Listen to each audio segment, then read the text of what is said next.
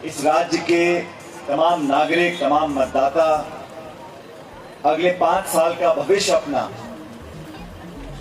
किस दिशा और दशा में देखना चाहते हैं, उसका निर्णय आप लोगों को 12 तारीख को करना है। हर 5 साल चुनाव आते हैं। पिछली बार चुनाव हुए, आप लोगों ने विश्वास कर एक सरकार का निर्माण हिमाचल प्रदेश में किया। 8 साल पहले दिल्ली में सरकार बनी थी और वो ही सरकार जो डबल इंजन सरकार बोलते हैं, वो 8 साल से दिल्ली में और 5 साल से हिमाचल में अपना काम कर रही है। अब निर्णय आपको करना है, मूल्यांकन आपको करना है कि इन सरकारों ने वादे भी करे, भाषण भी दिए, इश्तेहार भी दिए, झंडे, बैनर, पोस्टर सब कुछ किया, लेकिन हिमाचल प्रदेश की जनता की भलाई के लिए जो वादे आपने खुद किए थे, उनमें से कितने वादे आपने पूरे किए? आज हिमाचल प्रदेश में पेपर लीक हो रहे हैं, कोई कार्रवाई नहीं हो रही। भ्रष्टाचार के तमाम मामले उजागर किए गए, कोई कार्रवाई नहीं हो रही। कार्रवाई अगर हो रही है तो सिर्फ इतनी हो रही है कि जो आम नागरिक इस प्रदेश का है, वो महंगाई की मार से लगातार कहरा रहा है, परेशान है, दुखी है। लेकिन मैं इस बात को देखकर बड़ा आश्चर्यचकित होता हूं, बड़ा अचंभा मुझे होता है। भाजपा के तमाम नेता आगे भाषण देते हैं, दिल्ली से भी आते हैं, प्रदेश के नेता भी बोलते हैं, किसी भी एक नेता ने तक झूठे मुंह भी ये नहीं बोला कि हम महंगाई को कम करने की कोशिश करेंगे। हम जो महंगाई आसमान छू रही है, उस पर नियंत्रण करने के लिए अगले हफ्ते में, महीने में, 6 महीने में कुछ कार्रवाई करें। यहाँ सभा में बहुत सारी हमारी माताएं बहनें बैठी और मैं समझता हूं जिस पार्टी को माताओं बहनों का आशीर्वाद मिलता है, जिस उम्मीदवार को माताओं बहनों का आशीर्वाद और स्नेह मिलता है, उसकी नैया पार हो जाती है। और मैं ऐसा मानता हूं कि हिमाचल प्रदेश की महिलाओं ने मन बना लिया है कि 5 साल से जो सरकार प्रदेश में काम कर रही है, रोजगार, महंगाई, भ्रष्टाचार, इन मुद्दों से जनता पीड़ित है। हम लोगों ने बहुत सोच समझकर प्रदेश के लोगों से बात की, नौजवानों से बात की और फिर बहुत विस्तार के साथ हम लोगों ने अपना मैनिफेस्टो बनाया है। हम लोगों ने क्या कहा?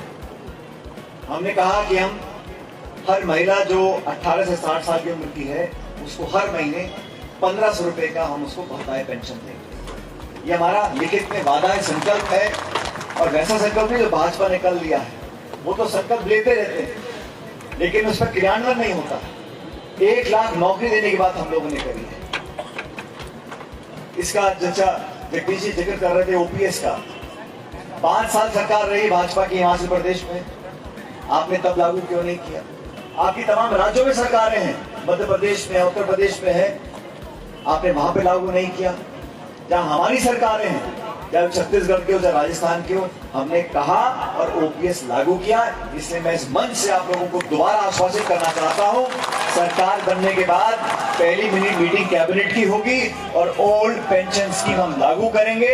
हमारे हजारों लाखों जो पेंशनार्थी हैं, उनको ओपीएस के माध्यम से हम लोग दोबारा उनकी जेब में पैसा पहुंचेगा।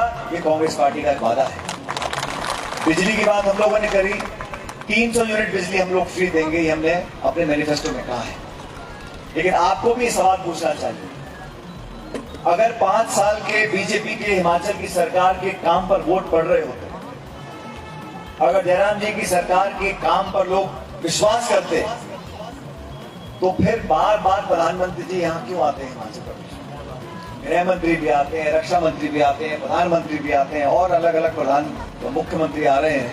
अगर हिमाचल की सरकार का काम बढ़िया होता और काम अपने आप में बोलता, तो जनता अपने आप वोट डालती।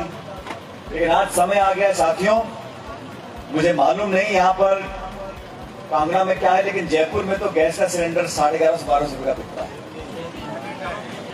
और मुझे याद है जब मनमोहन सिंह प्रधानमंत्री थे, मैं उनकी सरकार में मंत्री था, तो 450 का बढ़ा के 475 किया।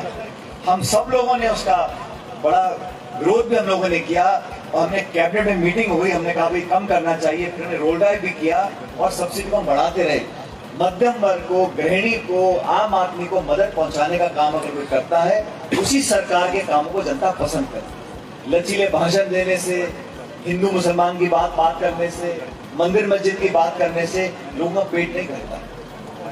आपने सेना का ढांचा बदलने का काम कर दिया। अग्निवीर की नई स्कीम आपने चालू कर दी है।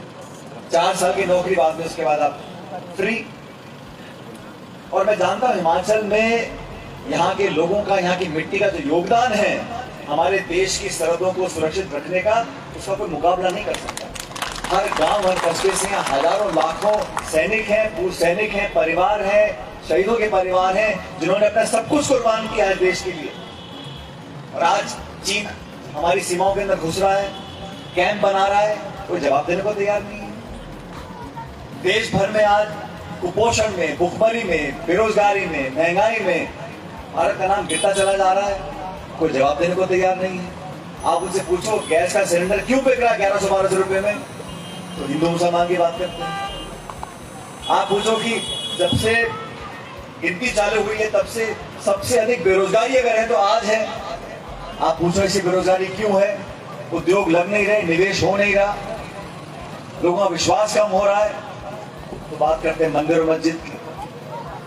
मंदिर, मस्जिद, हिंदू मुसलमान, जाति, प्रांत, भाषा, इन पर लोगों को टकराव और लोगों का आपस में द्वेष पैदा करके राजनीति करना किसी के भले की बात नहीं है। और ये देश बहुत पुराना है, हमारी हजारों सालों की संस्कृति और इतिहास है। हमेशा से अमन, चैन, प्रेम, भाईचारे से लोग रहते आए हैं और रहते रहेंगे। राजनीति करनी है तो मुद्दों पर करें, राजनीति करनी है तो नौजवानों के लिए करें। 5 साल में आप क्या कर दिखाएंगे, महंगाई कम कैसे करेंगे, लोगों को रोजगार, नौकरियां, उद्योग, फैक्ट्रियां लगे, उस पर मुख्यमंत्री जी को एक श्वेत पत्र जारी करना चाहिए कि हमने 5 साल में 3 नौकरियां दी। आपका बैकलॉग आप भर नहीं पा रहे, आप संकल्प पत्र निकाल रहे हैं आज 5 साल के काम के बाद। इन बातों से लोग बहकने वाले नहीं हैं। जो आज सुबह सुबह इस सभा में मुझे उत्साह और जोश दिखा, जगदीश जी, मुझे कहने में कोई संकोच नहीं है कि आप भारी मतों से 16 से जीत कर जाओगे और लोगों के विधायक बनकर आप काम करेंगे। सरकार कांग्रेस की बनने जा रही है।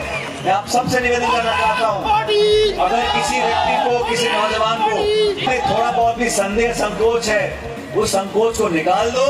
राज कांग्रेस पार्टी का आने वाला है, सरकार कांग्रेस की बनने वाली है। मैं भी चाहता हूं कि आपकी सरकार में भागीदारी हो, आपका नुमाइंदा कांग्रेस जीत कर जाएगा तो आपके क्षेत्र में काम दुगने चौगने हम करा सकते हैं।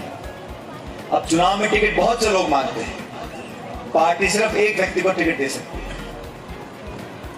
अब जिम्मेदारी सबकी बनती है, क्योंकि एक उम्मीदवार है, चुनाव लड़ाने वाले बहुत लोग होते हैं, पूरी टीम चुनाव लड़ती है। पदाधिकारी, कार्यकर्ता, हमारे NSUI, यूथ कांग्रेस, महिला कांग्रेस, सेवा दल, सब मिलकर चुनाव लड़ाते हैं। जो लोग आज पार्टी के सामने खड़े हैं, हो सकता है शुरुआत में किसी को गलतफहमी हुई हो, लेकिन दिन पे दिन जब मतदान केंद्र में जब मतदाता वोट डालने जाता है, वो समझ जाता है कि मुझे वोट खराब नहीं करना। मेरा भी आपसे निवेदन है, जिस पार्टी की सरकार बनने जा रही है, पूरे देश में इस बात की चर्चा है कि हिमाचल में सरकार कांग्रेस पार्टी बनाने जा रही है। तो मेरा करबद्ध निवेदन आप लोगों से है, अपनी वोट को जाहिर मत करो, अपनी वोट यहां वहां मत डालो, अपनी वोट की गिनती कराओ। आज अगर बूथ की वोट निकलती है, अपने वोट की ताकत को हम